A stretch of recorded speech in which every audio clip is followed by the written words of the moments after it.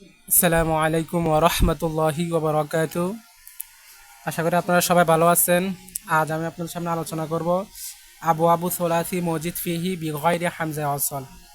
আমরা এর আগে পড়ছি মা গায়রি হামজা হামজা মা হামজা ওয়াসল মানে হামজা ওয়াসল সহকারে যে 9টি বাব সেগুলো পড়েছি, সেগুলো সম্পর্কে আমরা খুঁটিনাটি বিস্তারিত আলোচনা করেছি।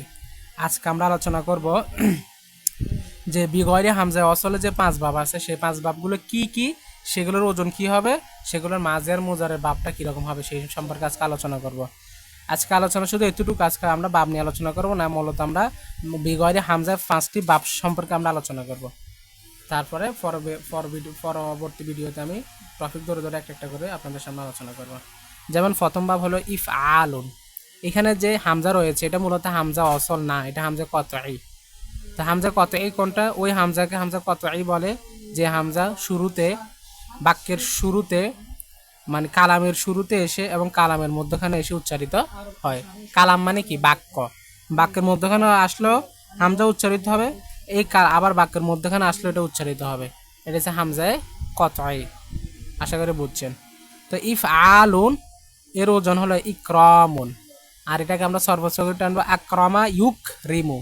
এখানে মোজার ইউক কেন হয়েছে জানেন? আমি আগে বলছিলাম সেটা হলো 4 কলমা বিশিষ্ট ফেলে মাঝি থেকে যখন ফেলে মোজারে গঠন করব তখন আমরা আলামত মোজারের ফেস বিশিষ্ট নেব।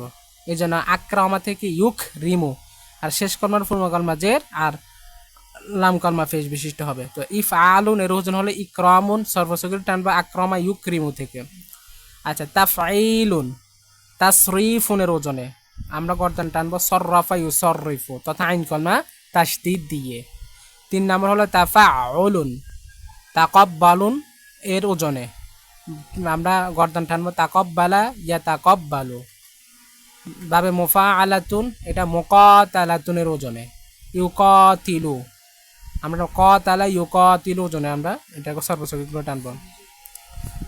তাছে তাফাউলুন এটা হচ্ছে তাকাবুলুন এর ওজনে।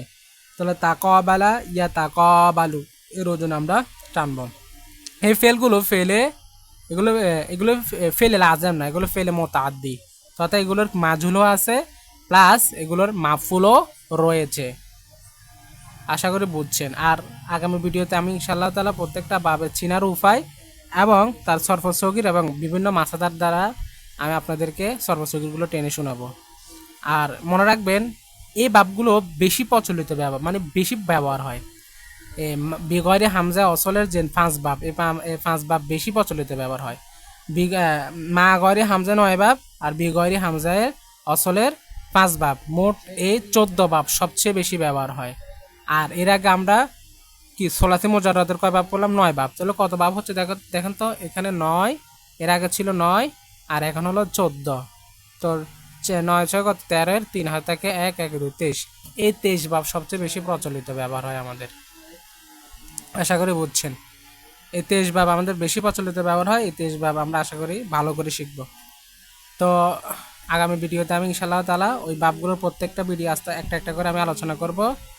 তো সবাই ভালো থাকবেন, সুস্থ থাকবেন। আল্লাহ হাফেজ। আসসালামু আলাইকুম ওয়া রাহমাতুল্লাহি ওয়া বারাকাতুহু।